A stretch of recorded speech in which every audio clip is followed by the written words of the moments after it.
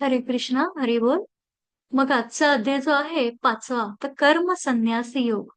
आज आपण तो बघणार आहोत. आता श्लोक पठण करते, मग अनुवाद करते, वाचन, आणि मग त्यावरती आपण विस्ताराने पाहू. ओम श्री परमात्मने नमः. अथ पंचमोऽध्यायः. अर्जुन उवाच. सन्न्यासं कर्मणां कृष्ण पुनर्योगं च शंसति. यच्छ्रेय एतयोरेकं तन्मे ब्रूहि सुनिश्चितम्. अर्जुन म्हणाला, हे कृष्ण, सर्वप्रथम तुम्ही मला कर्माचा त्याग करण्यास सांगता आणि पुन्हा तुम्ही भक्तिपूर्वक कर्माची प्रशंसा करता. आता या दोघांपैकी अधिक कोणते लाभप्रद आहे ते कृपया मला निश्चितपणे सांगाल का? आता अर्जुनाचा हा इथे प्रश्न आहे की याच्यामध्ये त्यांनी काय विचारलेलं आहे.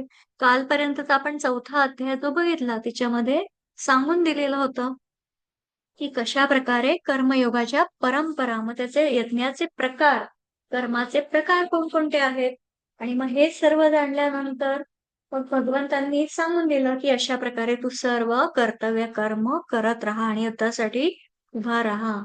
आणि मग आता इथे 5व्या अध्यायाच्या आरंभी म्हणजे कर्माच्या त्यागाची म्हणजे सांख्ययोगाची भगवंतांनी प्रशंसा अर्जुनाला वाटतंय आणि कधी कर्मयोगाची प्रशंसा करत आहेत. मग दोन्ही साधनांपैकी निश्चित कल्याणकारक असं काय आहे, तर ते तुम्ही मला सांगा. आणि मग इथे भगवंत पुढे सांगत आहेत, तो श्लोक घेऊया. श्री भगवानुवाच.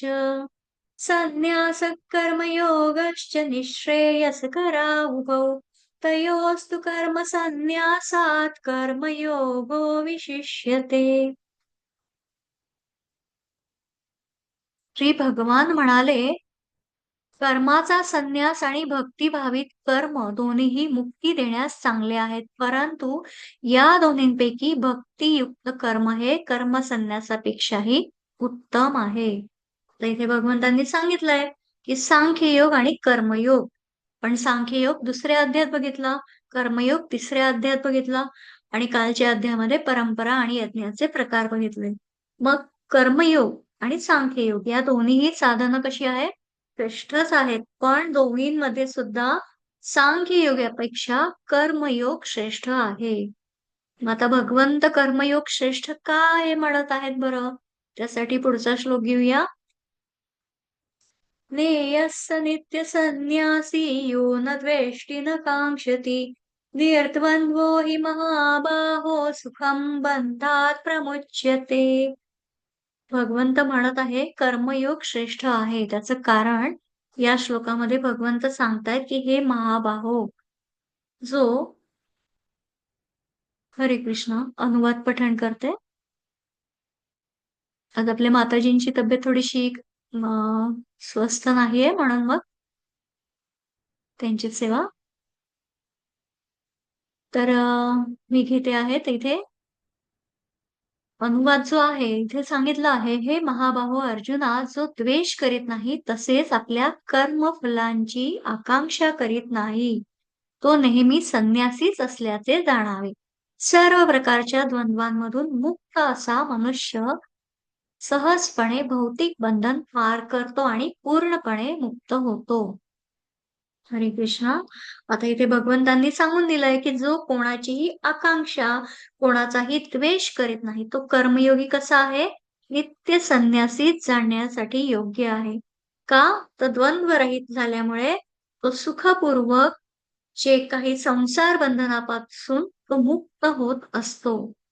आणि मग अशा प्रकारे कर्मयोगी म्हणजे काय, अगदी संन्यासी जो संन्यास वगैरे धारण करण्यासाठी आहे का, नाही. जो नेहमी सुख दुःख, ज्या काही आकांक्षा आहे, जे काही द्वेष आहे, यामध्ये कोणत्याही कर्मफळांच्या तो अपेक्षा ठेवत नाही, असा द्वंद्व रहित झालेला असलेला तो कसा आहे, मुक्त आहे. आणि म्हणून कर्मयोग श्रेष्ठ सांगितलेला आहे. मग आता दोन्हीही श्रेष्ठ आहेत, तर मग दोन्हींच्या फलप्राप्तीमध्ये काही भेद नाही का, तर मग त्यासाठी पुढील श्लोक बघूया, 4 आणि 5. सांख्ययोगो पृथक्बाला प्रवदन्ति न पंडिताः एकमप्यास्थितः सम्यक् उभयोर्विन्दते फलम् यत् सांख्ये प्राप्यते स्थानं तत् योगैरपि गम्यते एकं सांख्येन च योगेन च यः पश्यति स पश्यति. अनुवाद 4चा आहे, 4 क्रमांक श्लोकचा.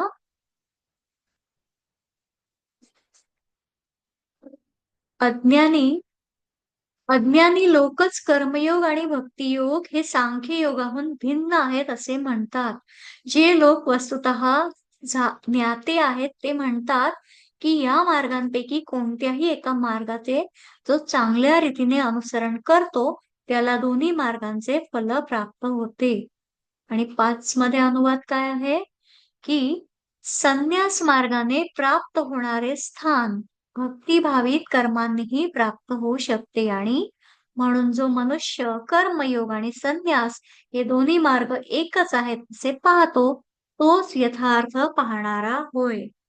म्हणजे 4 आणि 5च्या मधनं आपण काय पाहणार आहोत की हे जर कर्मयोग आणि सांख्ययोग दोन्ही श्रेष्ठ आहे व दोन्हींच्या फलप्राप्तीमध्ये भेद काय आहे तर मग अज्ञ जे अविवेकी अज्ञानी लोक आहेत तर त्यांनाच सांख्ययोग आणि कर्मयोग यात वेगवेगळे फल देणारे समजतात.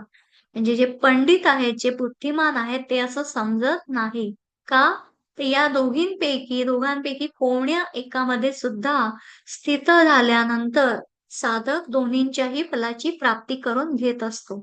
म्हणजे काय की जे फल सांख्ययोगी साधकाला प्राप्त होत असतं आणि तेच फळ कर्मयोगी साधकाला सुद्धा प्राप्त होत असतं. म्हणून जो सांख्ययोग आणि कर्मयोग यांच्यापासून मिळणारं जे फळ आहे ते एकच असतं. आणि असं जो पाहतो तो योगांना यथार्थपणे जाणून घेतो. आणि मग जर या दोन्हींपासून मिळणारं फळ जर एकच आहे तर मग कर्मयोग श्रेष्ठ कसा बरा आहे असं इथे भगवंतांना अर्जुनाने विचारलेलं आहे. मग त्यासाठी पुढील श्लोक घेऊया. श्लोक क्रमांक 6.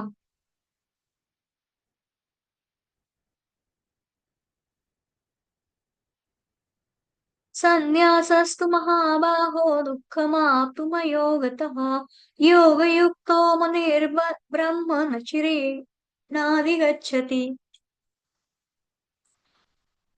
भाषांतर आहे. अनुवाद भगवंतांची भक्ती केल्या वाचून केवळ कर्म संन्यासाने मनुष्य सुख प्राप्त करू शकत नाही परंतु भक्तिभावित कर्माने शुद्ध झालेल्या मुनींना कोणताही विलंब न होता परमपुरुष भगवंतांची प्राप्ती होते.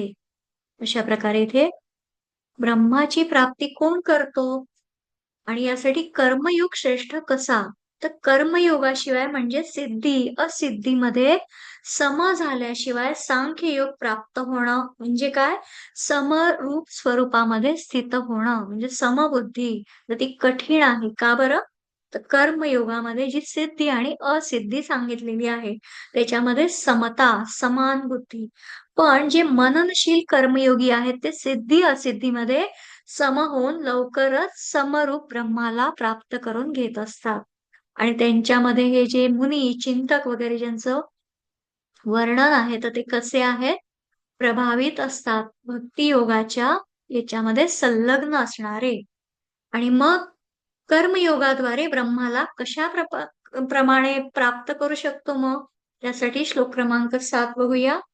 योगयुक्तो विशुद्धात्मा विजितात्मा जितेंद्रियः सर्वभूतात्मभूतात्मा कुर्वन्नपि न लिप्यते. जो भक्तिभाविक कर्म करतो जो शुद्ध अंतःकरणाचा आहे ज्याने मन आणि इंद्रिये ताब्यात ठेवलेली आहे तो सर्वांना प्रिय असतो आणि त्याला सर्वजण प्रिय असतात. जरी तो नेहमी कर्म करीत असतो तरी असा मनुष्य कधीही लिप्त होत नाही म्हणजे त्याला कर्माचा बंध लागत नाही.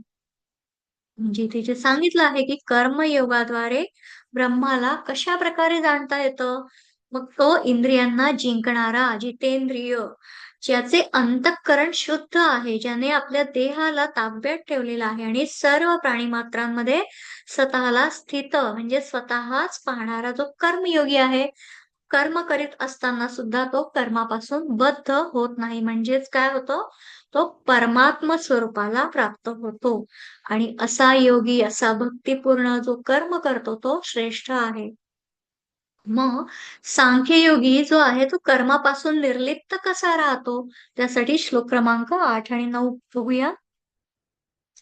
नैव किंचित् करोमीति युक्तो मन्येत तत्त्ववित् पश्यन् शृण्वन् स्पृशन् जिघ्रन् नश्नन् गच्छन् स्वपैश्वसन् प्रलपन् विसृजन् गृह्णन् उन्मिषन् निमिषन्नपि इन्द्रियाणीन्द्रियार्थेषु वर्तन्त इति धारयन्. दिव्य योगयुक्त मनुष्य जरी पाहत असला, ऐकत असला, स्पर्श करीत असला, वास घेत असला, खात असला, झोपत असला, श्वासोश्वास घेत असला, तरी त्याला आपल्या ठायी नेहमी माहित असते की तो वस्तुतः काहीच करीत नाही. कारण बोलताना, विसर्जन करताना, घेताना, डोळे उघडताना, व्याव मिटताना त्याला हे नेहमी माहित असते की प्राकृत इंद्रिय आपल्याला विषयात वावरत आहे आणि तो स्वतः त्यांच्यापासून अलिप्त आहे. अतिशय महत्वाचे हे श्लोक आहे 8 आणि 9 मध्ये, की कशाप्रकारे सांख्ययोगी हा कर्मापासून निर्लिप्त राहतो. मग तो कसा? सत आणि असतच्या तत्वाला ओळखून सत मध्ये स्थित राहणारा जो सांख्ययोगी आहे, मग तो कसा असतो? की डोळ्यांनी जरी पाहत असला, कानांनी ऐकत असला, त्वगिंद्रियांनी स्पर्श करीत असला, नाकाने वास घेत असला, तोंडाने खात असता, श्वासोश्वास करीत असता, वागेंद्रियाने जरी बोलत असला आणि पायुपस्थ इंद्रियांनी विष्ठेचा आणि मूत्राचा त्याग करीत असता, हातांनी ग्रहण करीत असता, त्याचप्रमाणे डोळ्यांची उघडझाप करीत असताना सुद्धा इंद्रियेच आपापल्या विषयांमध्ये प्रवृत्त होत आहेत. असं समजतो. म्हणजे तो काय समजतो? की मी आत्मा आहे, मी देह नाही आणि मी स्वतः काहीही करत नाही. अशा प्रकारचा अनुभव करून कर्मापासून निर्लिप्त राहता येतो. असा हा सांख्ययोगी अतिशय अलिप्त भावनेमध्ये राहतो. व पुढे जाऊन कर्मयोगी आणि सांख्ययोगी हे दोघेही कर्मापासून निर्लिप्त राहतात आणि मग अशा प्रकारे निर्लिप्त राहण्याचा अजून काही उपाय आहे का? हे तर इंद्रियांना जाणून घेणं अतिशय कठीण आहे आणि सतत ती सावधानता ठेवणं सुद्धा कठीण आहे. मग इथे अजून दुसरा काय उपाय आहे? तर त्यासाठी श्लोक क्रमांक 10 बघूया. ब्रह्मण्याधाय कर्माणि सङ्गं त्यक्त्वा करोति यः लिप्यतेन स पापेन पद्मपत्रमिवाम्भसा. जो कर्मफल भगवंतांना समर्पित करून अनासक्त रीतीने आपले कर्तव्य करतो, तो कमलपत्र ज्याप्रमाणे पाण्यात लिप्त होत नाही, त्याप्रमाणे पापकर्माने लिप्त होत नाही. ब्रह्मण्याधाय कर्माणि म्हणजे इथे भगवंतांनी सांगितलं आहे, की अशा प्रकारे कर्माचे आता आपण जे 8 आणि 9 मध्ये जे निर्लिप्त भाव पाहिला. तर मग इथे 10व्या श्लोकात काय सांगितलं आहे, की आहे अशा प्रकारे कर्मयोगी आणि सांख्ययोगी दोघंही कर्मापासून निर्लिप्त राहू शकतात. मग त्यासाठी काय उपाय आहे दुसरा? भक्तियोग आहे. आणि भक्तियोगी फलासक्तीचा त्याग करून तसंच सर्व कर्म भगवंतांमध्ये अर्पण करून कर्म करीत असतो. आपण कमलपत्राचं उदाहरण पाहत असतो. कमळ कसं चिखलामध्ये येतं तरी देखील त्याला पाण्याचा स्पर्श होत नाही. असा तो अलिप्त असतो आणि म्हणून हा सुद्धा भक्तियोगी जो आहे, तो सुद्धा पाण्यामध्ये कमळाचं पान ज्याप्रमाणे ते लिप्त होत नाही, त्याप्रमाणे पापांनी, कर्मांनी लिप्त होत नाही. आणि मग भक्तियोगी तर आपल्याला समर्पणाच्या उद्देशाने कर्म करतो म्हणून लिप्त होत नाही. पण कर्मयोगी कोणत्या उद्देशाने कर्म करताना लिप्त होत नाही? मग ते कर्म कोणतं असतं? त्यासाठी 11 आणि 12वा श्लोक आहे. कायेन मनसा बुद्ध्या केवलैरिन्द्रियैरपि योगिनः कर्म कुर्वन्ति सङ्गं त्यक्त्वात्मशुद्धये. योगीजन आसक्तीचा त्याग करून शरीराने, मनाने, बुद्धीने आणि इंद्रियांनी द्वारा केवळ अंतःकरणाच्या शुद्धीकरता कर्म करतात. युक्त कर्मफलं त्यक्त्वा शान्तिमाप्नोति नैष्ठिकीम् अयुक्त कामकारेण फले सक्तां निबध्यते.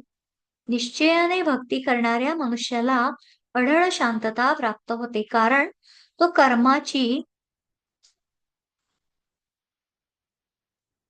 कर्माची फळे मला समर्पण करतो आणि जो मनुष्य माझ्याशी परमेश्वराशी युक्त झालेला नाही आणि जो आपल्या कर्मफलांचा लोभी आहे तो बांधला जातो.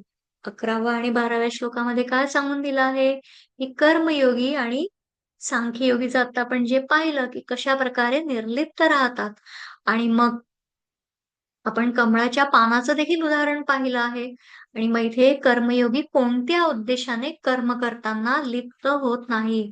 मग कर्मयोगी कसा इंद्रिय, देह, मन, बुद्धी यांच्याबरोबर ममता ठेवत नाही आणि फलासक्तीचा त्याग करून केवळ अंतःकरणाच्या शुद्धीसाठीच कर्म करत असतो.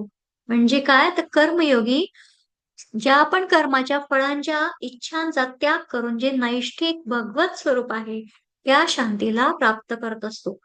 पण जो योगी नसतो, मुळात जो भक्तच नसतो तर मग तो कामनेमुळे म्हणजे कर्मफलामध्ये आसक्त होऊन तो काय होतो? बद्ध होत असतो. आणि अशा प्रकारे इथे वर्णन सांगितलं आहे. मग सांख्य योगाकडून कर्म कशा प्रकारे होतं? मग त्यासाठी श्लोक क्रमांक 13 बघूया. सर्वकर्माणि मनसा संन्यस्यास्ते सुखं वशी नवद्वारे पुरे देहि नैव कुर्वन्न कारयन्. जेव्हा जीवात्मा आपल्या प्रकृतीचा संयम करतो आणि मनाने सर्व कर्मांचा संन्यास करतो, तेव्हा तो 9 द्वारे असलेल्या नगरात म्हणजे या प्राकृत देहामध्ये काहीही न करता आणि काहीही न करविता सुखाने राहतो. आणि सांख्ययोगी कशा प्रकारे मग कर्म करतो? तर तो शरीर, इंद्रिय आणि मन यांना ताब्यात ठेवणारा असतो. आणि असा हा सांख्ययोगी म्हणजे जो बुद्धियोग आहे त्याचा समबुद्धीचा, तर मग तो मनाने नित्य सर्व कर्मांना 9 द्वारांनी युक्त अशा शरीरात सोडून स्वतः काहीही न करता आणि न करविता म्हणजे तो जाणून घेतो की हे सर्व कार्य देहाचे आहे, माझे नाही. मी काय आहे?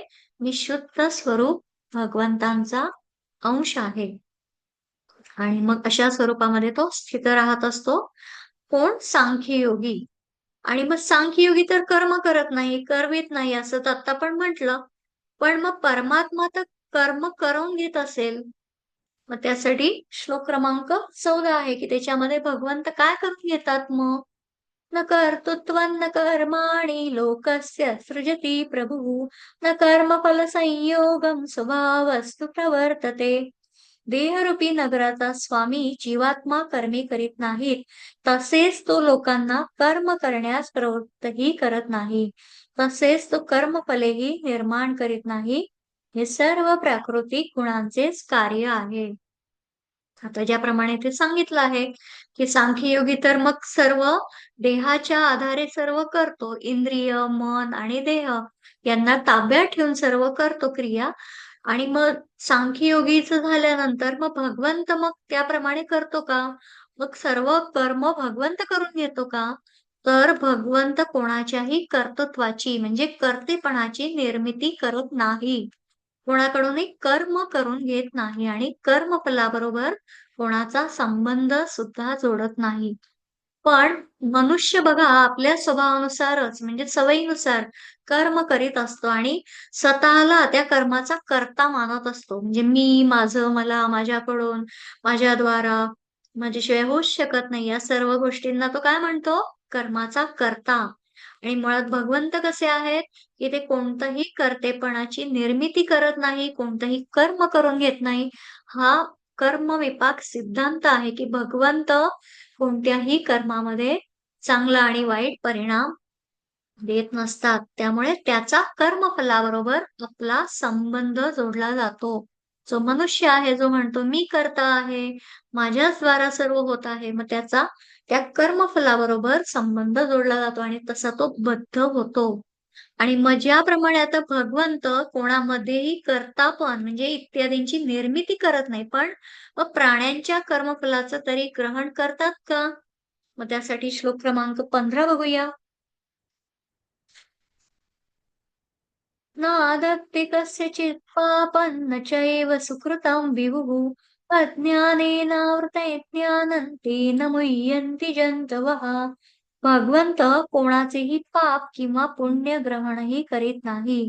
तथापि देहबद्ध जीव त्यांच्या वास्तविक ज्ञानाला झाकणाऱ्या अज्ञानामुळे मोहित होतात. हरे कृष्ण. आता भगवंत कोणाचेही कर्म करत नाही, कर्माचा कर्ता मानत नाही, कर्तृत्वाची निर्मिती करत नाही, कोणाकडून कर्माचा फलासोबत जोडूनही घेत नाही. मग हे पाहिल्यानंतर भगवंत मग या प्राणी मात्रांच्या कर्मफळांचं ग्रहण करतात का? म्हणजे पाप आणि पुण्य जे काही होतं, मग ते त्याबद्दल इथे सांगितलं आहे, की सर्वव्यापी जो भगवंत आहे, तो कोणाच्याही पाप आणि पुण्य कर्माचं ग्रहण करत नाही. पण अज्ञानास्तव जे अज्ञानी आहे, जे अविवेकी आहे, ज्यांना स्वरूपाचं ज्ञान माहिती नाहीये, ते आच्छादिलं गेलं आहे. त्यामुळे ते जीव कसे होतात? मोहित होत असतात. म्हणजेच काय?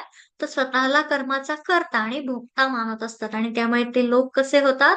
जन्म-मृत्यूरूपी फेऱ्यात अडकून पडतात. म्हणजे पुनरपी जननम, पुनरपी मरणम.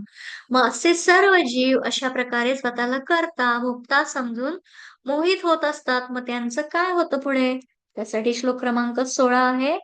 ज्ञानेन तु तदज्ञानं येषां नाशितमात्मनः तेषामादित्यवज्ञानं प्रकाशयति तत्परम्. परंतु जेव्हा अज्ञानाचा नाश करणाऱ्या ज्ञानाने जीव प्रबुद्ध होतो, तेव्हा ज्याप्रमाणे सूर्य दिवसा सर्व वस्तूंना प्रकाशित करतो, त्याप्रमाणे हे ज्ञान परमार्थ तत्वाला प्रकट करते. आणि अशा प्रकारे जो जीव आहे, तो स्वतःलाच कर्ता आणि भोगता समजत असतो. मग त्यांना म्हणजे ज्ञान, विवेक प्राप्त करून घेऊन आपल्या अज्ञानाचा नाश केलेला करणं आवश्यक आहे. म्हणजे त्यांचं ते ज्ञान सूर्याप्रमाणे त्या कर्तृत्व आणि भोक्तृत्व विरहित परमात्म तत्वाला प्रकाशित करत असतं. म्हणजेच काय? त्याचा अनुभव करून देत असतं, की खरं तत्व काय आहे आणि खरा कर्ता आणि भोक्ता कोण आहे? आणि मग त्या परमतत्वाचा अनुभव दुसऱ्या कोणाला होत असतो बरं? त्यासाठी श्लोक क्रमांक 17 बघूया. तद्बुद्धयस्तदात्मानस्तन्निष्ठास्तत्परायणाः गच्छन्ति पुनरावृत्तीं ज्ञाननिर्धूतकल्मषाः. जेव्हा मनुष्याची बुद्धी, मन, पैसा, श्रद्धा आणि आश्रय ही सर्व भगवंतांच्या ठायी स्थिर झालेली असतात, तेव्हा पूर्ण ज्ञानाच्या योगाने त्याची पापे पूर्णपणे धुवून जातात आणि अशा रीतीने तो सरळ मोक्ष मार्गावर जातो. म्हणजे परमतत्वाचा अनुभव कोणाला होतो? की ज्यांची बुद्धी आणि मन परमात्म तत्वामध्ये तद्रूप झालेले आहे, तदाकार झालेले आहे, एकाकार झालेले आहे, की ज्यांची स्थिती परमात्म तत्वामध्येच आहे. म्हणजे उठता, बसता, खाता, झोपता सर्व क्रिया करता करता परमात्म तत्वामध्येच राहणं, हे चिंतन सतत सतत आणि मग त्याच्यामध्ये अशा प्रकारचे परमात्म परायण साधक असतात. ते ज्ञानाने पाप पुण्यरहित होऊन परमात्म्यास मोक्षास प्राप्त होत असतात. त्यांचा पुनर्जन्म होत नाही. का? तर त्यांचं चिंतन सतत भगवंतांचंच असतं. सतत भगवंतांविषयी ते एकाकार झालेले असतात. आणि मग जे परमात्म्याला प्राप्त होत असतात, त्या महापुरुषांचं ज्ञान व्यवहारकाळी कशा प्रकारचं असतं? मग ते व्यवहारात त्यांचं आचरण कसं असतं? त्यासाठी पुढचा श्लोक बघूया. विद्या विनय संपन्ने ब्राह्मणे गविहस्तिनि शुनि चैव श्वपाके च पंडिता समदर्शिनः. यथार्थ ज्ञानी मनुष्य विद्या विनय संपन्न ब्राह्मण गाय, हत्ती तसेच कुत्रा आणि चांडाळ या सर्वांच्या ठिकाणी समान दृष्टीने पाहतो. ज्याला परमात्म तत्वाचा अनुभव झालेला आहे, मग ज्याची बुद्धी, मन परमात्म तत्वामध्ये तद्रूप झालेली आहे, अशांना ज्यांचं आता आपण पाहिलं, की ज्ञानामुळे त्यांचा पुण्य आणि पापाचा क्षय होतो आणि परमात्मा पदाला प्राप्त होतात. आणि मग हे जे तत्ववेत्ते महापुरुष आहे, मग यांचं ज्ञान व्यवहारात कसं असतं? ते विद्या, विनय आणि यांनी संपन्न असतात आणि त्या असलेल्या ब्राह्मणांमध्ये, चांडाळांमध्ये, त्याचप्रमाणे गाय, हत्ती, कुत्रा असे जे पशु-पक्षी आहेत, मग याच्यामध्ये काय बघतात? एक समरूप ब्रह्मच पाहत असतात आणि खान-पान वगैरे व्यवहारांमध्ये त्यांच्याशी एकता करीत नाही. म्हणजे समदर्शिनः भगवंतांनी समदर्शीन सांगितलेलं आहे, समवर्तन नाही सांगितलं आहे. म्हणजे कुत्रा आणि मनुष्य म्हणजे जरी म्हटलं, की दर्शन एकच आत्मा आहे सर्वांमध्ये. तर मग ही जे विद्या आणि विनयाने, ज्ञानाने जाणलंय, पण समवर्तन करता येईल का? नाही. कुत्र्याला त्याच्या त्याच्या योग्य जागेवरच बसून त्याला ते खाद्य द्यावं लागेल आणि मनुष्याला त्याच्या त्याच्या पंक्तीमध्येच अन्न ग्रहण करावं लागेल. हा इथे महत्वाचा फरक आहे. मग असं समदर्शी होण्यामुळे काय होतं? तर मग त्यासाठी पुढील श्लोक बघूया. श्लोक क्रमांक 19. इहैव तैर्जितः सर्गो येषां साम्ये स्थितं मनः निर्दोषमि समब्रह्म तस्मात् ब्रह्मणि ते स्थिताः. ज्यांचे मन एकरूपतेत आणि समतेत किंवा समवृत्तीत स्थिर झाले आहे, त्यांनी जन्म आणि मृत्यू या अवस्था आधीच जिंकलेल्या असतात. ते ब्रह्माप्रमाणे पवित्र आणि निर्दोष आहेत आणि या रीतीने ते ब्रह्माच्या ठायी आधीच स्थिर झालेले असतात. ज्याप्रमाणे आपण हे समदर्शीन वर्णन पाहिलं, मग अशा प्रकारे जे योगी आहेत, साधू आहेत, मग हे समरूप ब्रह्मामध्ये स्थित राहतात. म्हणजे समदर्शी होण्यामुळे काय-काय होतं, की हे जे मन आहे त्यांचं सर्व प्रकारे साम्यावस्थेमध्ये म्हणजे कोणतीही पशु, पक्षी असो, कोणताही जीव असो, तर मग त्याच्यामध्ये परमतत्वामध्ये ते स्थित झालेले असतात. मग त्यांनी जिवंतपणीच या संसाराला जिंकलेलं असतं. मग ते म्हणजे काय तर संसाराहून उच्च पदावर पोहोचलेले असतात. कारण संसार कसा आहे हा? भवसागर आहे आणि याच्यामधनं ते जाणून घेतात. काय जाणतायत? की ब्रह्म निर्दोष आणि सम आहे आणि म्हणून समरूप ब्रह्मामध्ये स्थित राहतात. मग अशा या साम्यावस्थेमध्ये, समतेमध्ये, समबुद्धीमध्ये स्थित होण्याचा उपाय काय आहे? त्यासाठी श्लोक क्रमांक 20 आहे. न प्रवृष्येत प्रियं प्राप्य नोद्विजेत प्राप्य च प्रियं स्थिरबुद्धिरसम्मूढो ब्रह्मविद् ब्रह्मणि स्थितः. जो मनुष्य प्रिय वस्तू प्राप्त झाली असता आनंदून जात नाही, तसेच अप्रिय वस्तू प्राप्त झाली असता खिन्न होत नाही. जो स्थितप्रज्ञ, मोहरहित व जो भगवत तत्व जाणतो, तो ब्रह्मतत्वात स्थिर झालेलाच आहे असे समजावे. म्हणजे ही जी साम्यावस्था आहे सर्वांमध्ये, सर्व भूतहिते रताः आणि अशा प्रकारे जे बघणं आहे, समदर्शी होणं आहे आणि मग व्यवहारामध्ये प्रिय, अप्रिय, अनुकूल म्हणजे प्रतिकूल ज्या काही परिस्थिती प्राप्त झाल्यावर सुद्धा जो हर्ष किंवा शोक करीत नाही, तो मोहरहित स्थिर बुद्धी असणारा आणि ब्रह्माला जाणणारा मनुष्य परमात्म तत्वामध्येच स्थित राहत असतो. मी मागे कथा कबीरजींची सांगितलेली होती, की कबीर कसे होते, की त्यांची एक कथा आहे छोटीशी एक मिनिटात 2 मिनिटात सांगून देते, की ते कशाप्रकारे प्रिय, अप्रिय म्हणजे अनुकूल प्रतिकूल परिस्थितीमध्ये सम राहत होते. का बरं? तर त्यांची ती कथा आहे, की त्यांच्याकडे एक गाय होती आणि ती अतिशय दूध वगैरे भरपूर देणारी होती. आणि मग एक दिवस काय होते, त्यांची ती गाय चोरीला जाते. आणि मग आजूबाजूचे लोक म्हणायला लागतात, की "अरे रे! तुमची गाय तर चोरीला गेली आणि मग आता तुम्ही काय करणार?" मग तेव्हा कबीरजी म्हणतात, "हरकत नाही. अ, माझे उलट कष्ट वाचले. कारण गाईला चारा घालणं, तिची रक्षण करणं, तिची शुश्रूषा, सेवा करणं, तिचं ते गोमूत्र, तिचं शेण वगैरे सर्व काढणं, या सर्व गोष्टी आता मला ते करायला नाही मिळणार आहे. हरकत नाही त्याच्यामधून मी आता मुक्त झालो." आणि असं करत ते पूर्ण त्या प्रतिकूल परिस्थितीमध्ये स्थित राहिलेले होते आणि मग काही दिवसात ती गाय परत येते. आणि मग आजूबाजूचे लोक म्हणायला लागतात, "अरे वाह! आता तर तुम्हाला खूप आनंद झाला असेल. आता तुम्हाला दूध मिळणार, तूप मिळणार, तुम्ही लोणी त्याचं निघणार." आणि अशा प्रकारे मग तुम्हाला तुमची गाय परत आली. आणि मग तिथे कबीरजी म्हणतात, "अरे वाह! आली आहे का? अरे खूप छान. आता मला तिचं दूध काढता येईल आणि सर्वांना त्याचं लोणी वगैरे त्याचं प्रसाद म्हणून मला वाटप करता येईल." अशा प्रकारे ते दोन्ही गोष्टींमध्ये म्हणजे ज्याच्यामध्ये हर्ष नाही आणि शोकही नाही. म्हणजे ते मोहरहित असतात, स्थिर बुद्धी असणारे, ब्रह्माला जाणणारे असतात, की कोणत्याही परिस्थितीमध्ये समभाव ठेवणं. आणि मग अशा प्रकारे कबीरजींचा फारच सुंदर कथा आहे ती. पण वेळेअभावी आपल्याला थोडक्यात सांगितलेली आहे. आणि मग आता ही स्थिती कोणत्या क्रमाने प्राप्त होते? त्यासाठी श्लोक क्रमांक 21 बघूया. बाह्यस्पर्शेषु सक्तात्मा विन्दत्यात्मनि यत्सुखं स ब्रह्मयोगयुक्तात्मा सुखमक्षयमश्नुते.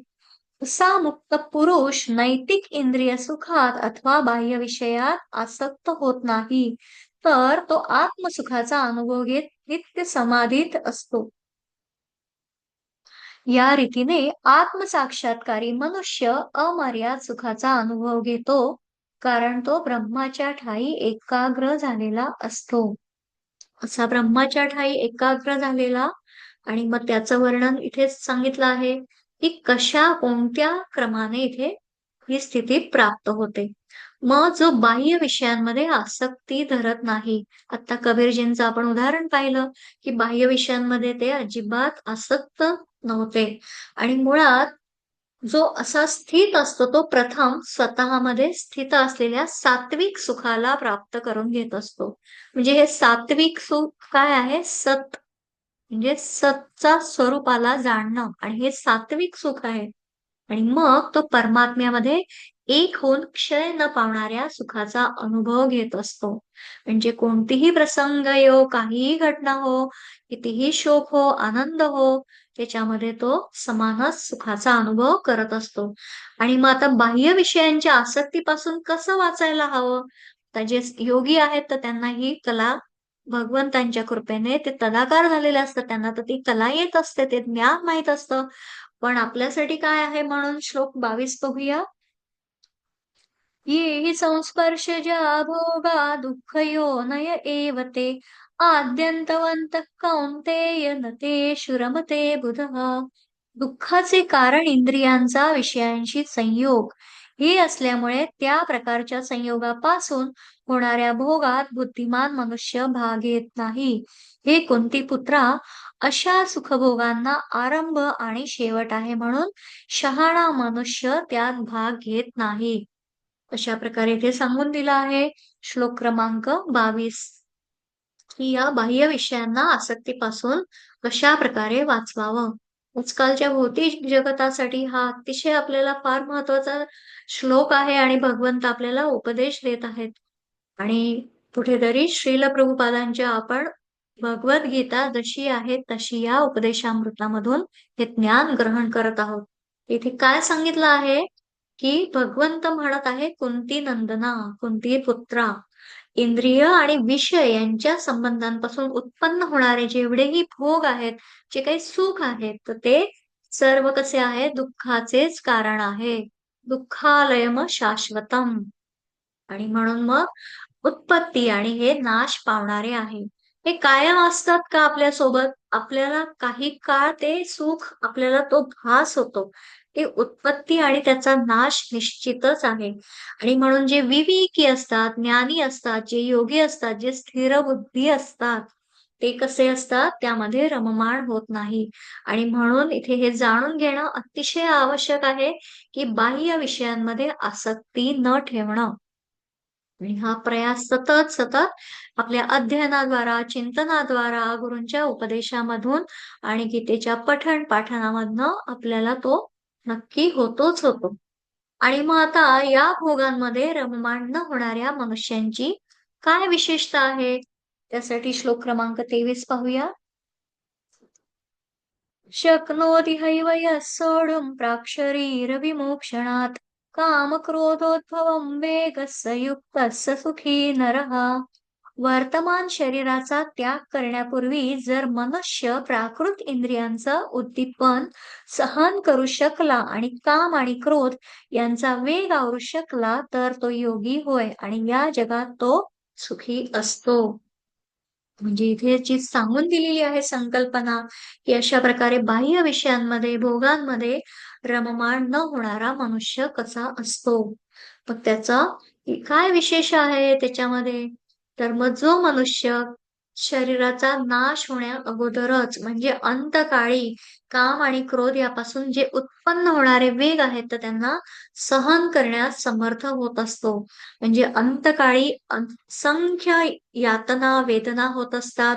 त्यामध्ये काम, क्रोध आणि त्रिगुणांचा पण प्रभाव होतो आणि त्याच्यामध्ये अ, जे वात, कफ, पित्त त्याचे सुद्धा अति प्रचंड प्रमाणात ते उफाळून येतात आणि मग या सर्व गोष्टींमधनं जो या सर्व गोष्टींना जे उत्पन्न होतात यांना वेगात सहन करण्यास समर्थ होणारा असा म्हणजे काय असतो? तो काम आणि क्रोधाच्या वेगाला उत्पन्नच होऊ देत नाही. तोच कसा आहे? सुखी आहे, समाधानी आहे, योगी आहे. आणि तोच नर म्हणजे काय? शूर पुरुष आहे. ज्याचं जीवन मंगल, त्याचं मरण देखील मंगलच होतं. आता राजा परीक्षितीची भागवतांमध्ये कथा आपण पाहिलेली आहे, की कशाप्रकारे त्याला तक्षक नाग डसलेला आणि कसा त्याचा मृत्यू झाला. पण मृत्यू कशाचा झाला? देहाचा झाला. आणि तो जो जीवात्मा, आत्मा जो आहे तो परमात्म्यात कधीच विलीन झालेला होता. जेव्हा शुक मुनींची कथा त्यांनी 7 दिवस एका ठिकाणी बसून ऐकलेली होती आणि अशा प्रकारे मरणाचं नित्य स्मरण सांगणारं भागवतम आहे. आणि गीता काय सांगते? जीवनामध्ये आचरण कसं असावं आणि गीता आणि भागवत हे जीवनाचे आणि मरणापर्यंतचे हे 2 प्रवासाचे 2 सेतू आहेत आणि त्यामधून जर हे आपण अध्ययन जाणून घेतलं, चिंतन जाणून घेतलं, तर आपला जन्म आणि मरण देखील सहज सुलभ होतो. आणि मग असं झाल्यानंतर काय होतं म्हणजे जे भोगांमध्ये रममाण न होणाऱ्या या मनुष्यांची जी दशा, जी विशेषता, जी लक्षणं सांगितली, जी आता आपण बघितली, की जो शूर पुरुष आहे, मग याचा असं झाल्यानंतर काय होतं बरं? त्याच्यासाठी श्लोक क्रमांक 24 बघूया. योऽन्तः सुखोऽन्तरारामस्तथान्तर्ज्योतिरेव यः स योगी ब्रह्मनिर्वाणं ब्रह्मभूतोऽधिगच्छति. ज्याला आत्मस्वरूपात मात्र सुख होते, आत्म्यातच जो क्रियाशील राहतो, जो आत्मस्वरूपात आनंद अनुभवतो आणि आत्म्याच्याच ठिकाणी जो प्रकाशमान आहे, तो यथार्थपूर्ण योगी होय. तो परतत्त्वात मुक्त झालेला असतो आणि अखेर त्याला परब्रह्माची प्राप्ती होते. आणि अशा प्रकारे ज्याचा काम आणि क्रोध यांचा वेग उत्पन्न न झाल्यामुळे त्याला परमात्म तत्वाचं सुख मिळतं. म्हणजे या श्लोकामध्ये सांगून दिलंय, की परमात्म तत्वामध्येच रममाण होत असतो आणि मग ते ज्ञान सतत जागृत असतं. असा जो साधक आहे, तो ब्रह्मस्वरूप होऊन शांत ब्रह्माला प्राप्त होतो. आणि आता त्या शांत ब्रह्माला कोण बरं प्राप्त होत असतं? त्यासाठी श्लोक क्रमांक 25 बघूया. लभन्ते ब्रह्मनिर्वाणं मृषक्षीणकल्मषाः छिन्नद्वैधायतात्मानः सर्वभूतहिते रताः. जो द्वंद्वातीत आणि संदेहरहित झाला आहे, ज्याचे चित्त आत्मस्वरूपात तल्लीन झाले आहे, जो सर्व जीवांच्या कल्याणाकरिता नेहमी कार्यरत असतो आणि जो सर्व पापांपासून मुक्त झाला आहे, त्याला परब्रह्मामध्ये मुक्ती प्राप्त होते. परब्रह्मामध्ये मुक्ती प्राप्त होते म्हणजे काय बरं? की कृष्ण भावना पुनरुज्जीवित करण्याचं कार्य जे आहे, तर जे सर्वोच्च कल्याणकारी कर्म सांगून दिलं आहे आणि मग ह्याच्यामध्ये जो योगी आहे, तर मग तो चित्त आत्मस्वरूपामध्ये तल्लीन झालेला असतो. अशा प्रकारे म्हणजे शांत ब्रह्माला म्हणजे शरीर, इंद्रिय, मन, बुद्धी ही सर्व ज्याच्यामध्ये ताब्यात आहे, जे सर्व प्राणीमात्रांच्या हितामध्ये रत असतात. काया, वाचा, मनाने कोणाला दुखवत नाही आणि ज्यांच्या मनातील सर्व संशय मिटलेले आहेत. आणि म्हणजे ज्या संकल्पना स्वच्छ करणारं जे परमात्म तत्व, ते एकाग्रता, त्याच्यासाठी मग त्यामधनं जी पापं नष्ट होतात आणि असे तत्ववेत्ते जे साधक असतात ते निर्वाण ब्रह्माला प्राप्त होत असतात. निर्वाण ब्रह्माला म्हणजे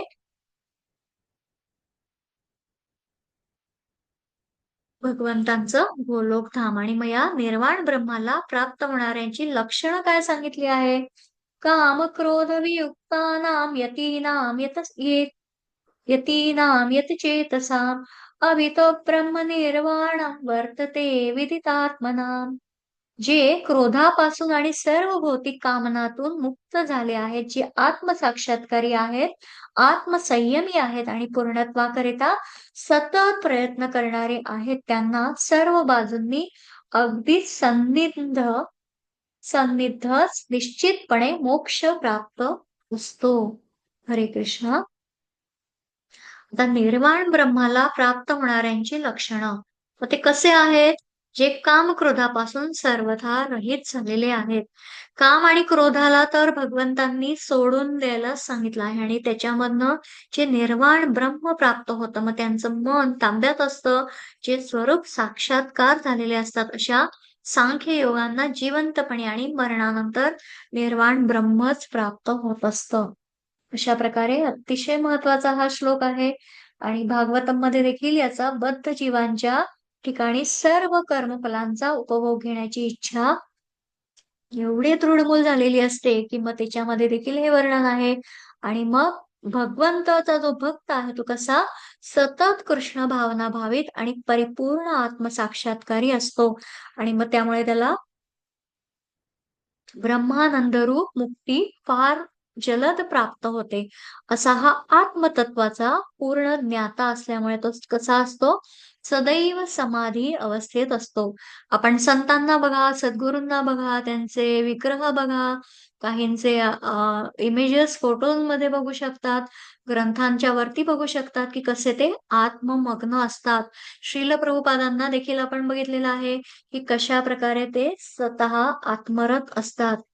आणि मग जे दर्शन आहे, ध्यान आहे, स्पर्श आहे, यांच्याद्वारा जे उदाहरण दिलेलं आहे श्रील प्रभुपादांनी या तात्पर्यामध्ये काय सांगितलं आहे, की मासा, कासव आणि पक्षी म्हणजे आपापली पिल्लं कशी पोसतात त्याप्रमाणे इथे सांगून दिलं आहे, की मासा काय करतो, की आपल्या संततीकडे केवळ पाहूनच त्या संततीचं पालन-पोषण करतो.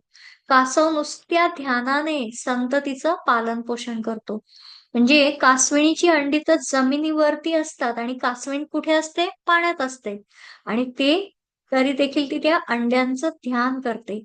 म्हणजे नुसत्या ध्यानाने ती पिल्लांना पोसते आणि त्याचप्रमाणे जे कृष्ण भावनाभावित भक्त असतात, ते तर मुळात या भगवत धामापासून जरी फार दूर आहे. आता आपल्यापासून तर भगवत धाम अतिशय दूर आहे. पण सतत चिंतन केलं तर मग कृष्ण भावनाभावित कर्म केले, तर मग भगवंतांचं सतत चिंतन करून त्या भगवत धामाला प्राप्त होऊ शकतो. आणि त्याला काय होतं मग? या प्राकृत सांसारिक दुःखांच्या व्यथा भासत नाही. म्हणजे कितीही दुःख येवो, संकटे येवो, कोणतीही प्रतिकूल परिस्थिती येवो, त्याच्यामध्ये कोणत्याही या दुःखांच्या झळा बसत नाही. आणि या जीवनाच्या या स्थितीला ब्रह्मनिर्वाण म्हणतात. कारण आपण पूर्ण मागील तिन्ही श्लोकामध्ये ब्रह्मनिर्वाणाला प्राप्त होतो, असं म्हणत आलेलो आहे. मग ब्रह्मनिर्वाण म्हणजे काय? तर सतत ब्रह्मस्वरूपात तल्लीन राहणं. अशा प्रकारे इथे सांगून दिलं आहे. आणि मग पुढे बघूया श्लोक क्रमांक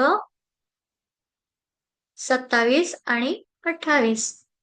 म्हणजे हे निर्वाण ब्रह्म जे आता आपण वर्णन केलं, मग दुसऱ्या कोणत्या साधनेने प्राप्त होऊ शकतं का? त्यासाठी श्लोक क्रमांक 27 आणि 28 बघूया.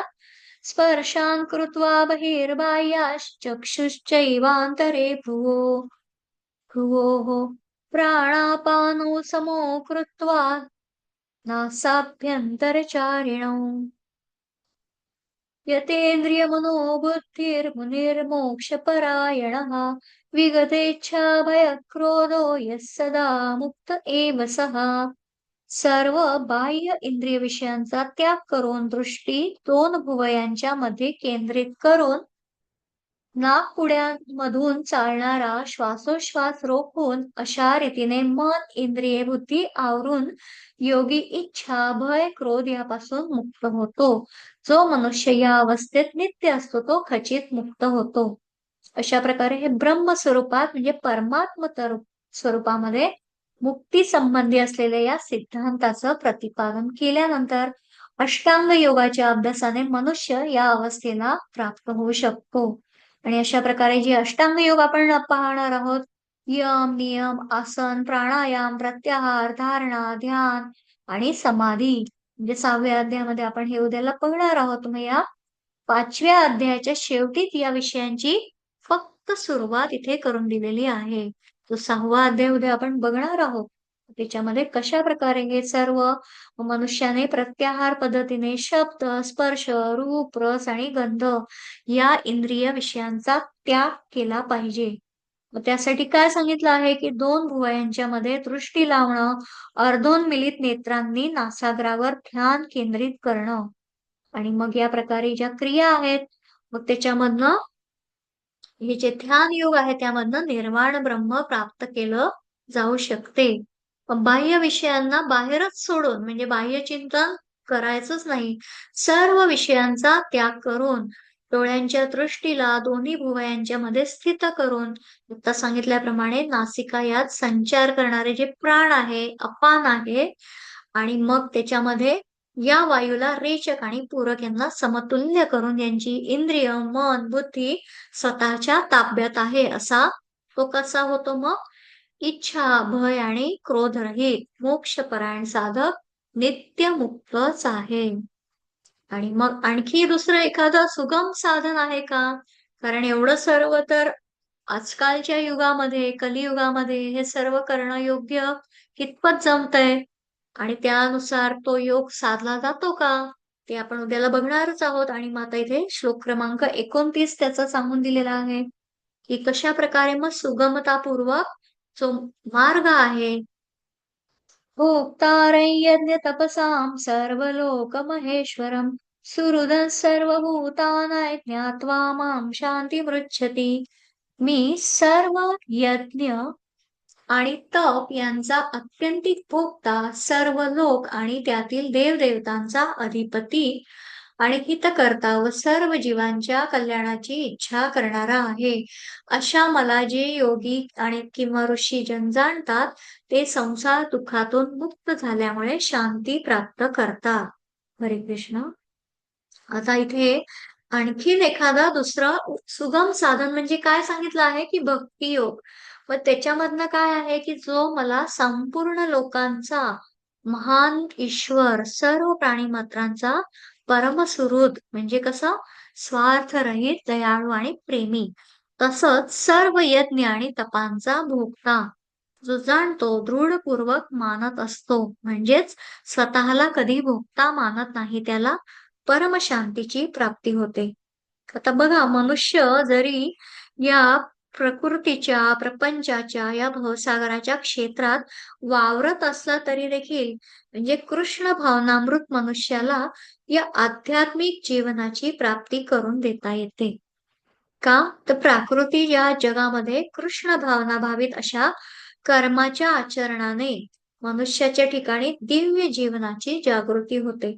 आणि मग मनुष्याची आध्यात्मिक मार्गात जितकी जितकी अधिक प्रगती होईल, तितकी तितकी त्याची मायेच्या तावडीमधून अधिक सुटका होईल. कारण मायेची ही शक्ती, ही योगमाया भगवंतांची लीला अतिशय प्रभावी आहे. आणि त्यामधून जाणून घेण्यासाठी सतत सतत आपल्याला कृष्ण भावनेमध्ये या आध्यात्मिक मार्गामध्ये राहणं अतिशय आवश्यक आहे. आणि भगवंत कसे आहेत, की मुळात भगवंत कोणत्याही जीवाशी पक्षपात करत नाही. आणि इंद्रियांना ताब्यात ठेवण्याच्या प्रयत्नात, त्याचप्रमाणे जे काम, क्रोध आपण जे सांगितलं त्यांना जिंकण्याच्या प्रयत्नात जो मनुष्य आहे, जो कर्म व्यवहारात करतो आणि त्यावर सर्व काही अवलंबून आहे, म्हणजे जे काम, क्रोधातील विकार जिंकून मनुष्याला कृष्ण भावनामृताची जी प्राप्ती झाली आहे, तो वस्तुतः ब्रह्मनिर्वाण स्थितीत राहतो. म्हणजे गीता भागवत करीती श्रवण अखंड चिंतन विठोबाचे या स्थितीमध्ये म्हणजे ब्रह्मनिर्वाण स्थितीमध्ये राहतो. म्हणजे मग दैनंदिन जी कर्तव्य कर्म आहे, विहित कर्तव्य आहे, ती सर्व पार पाडत पाडत सतत चिंतन भगवंतांचंच ठेवलं तर मग हे सहजपणे शक्य आहे. आणि असं आपल्याला तात्पर्यामध्ये श्रील प्रभुपादांनी सांगून दिलं आहे की मग या अष्टांग योगाचं आचरण मग आपोआप होतं. का? तर भगवत प्राप्तीसाठी जो अंतिम उद्देश आहे तो फलद्रूप होतो. म्हणजे आपण अष्टांग योग सांगितले की यम आहे, नियम, आसन, प्राणायाम, प्रत्याहार, धारणा आहे, ध्यान आहे आणि समाधी यांच्या अभ्यासाने क्रमाक्रमाने प्रगती होते. पण भक्ती योगाच्या पूर्णतेकरता ही जी साधना आहेत, ही भक्ती योगाची केवळ काय आहे? पूर्वतयारी करणारी आहे. कारण केवळ भक्ती योगच मनुष्याला शांती प्राप्त करून देऊ शकतो. आपण उद्याचा 6वा अध्याय बघितल्यानंतर 7 ते 12 मध्ये भक्ती योग पाहणार आहोत आणि तो अतिशय सुगम आणि सहज प्राप्त होणारा योग आहे. आणि अशी ही भक्ती योग जीवनाची परमोच्च संसिद्धी आहे. आणि अशा प्रकारे कर्म संन्यासी योग म्हणजे कृष्ण भावनाभावीचे कर्म याविषयी जे श्रीमद भगवत गीतेच्या 5व्या अध्यायातील भक्ती वेदांत कृत भाष्य इथे समाप्त विराम होत पावत आहे. आणि झालेली ही चिंतन सेवा भगवंत चरणी अर्पण करते. इति पंचमोऽध्यायः. हरे कृष्णा. हरे बोल. रेकॉर्डिंग थांबवते. काही प्रश्न असतील तर मग घेऊया.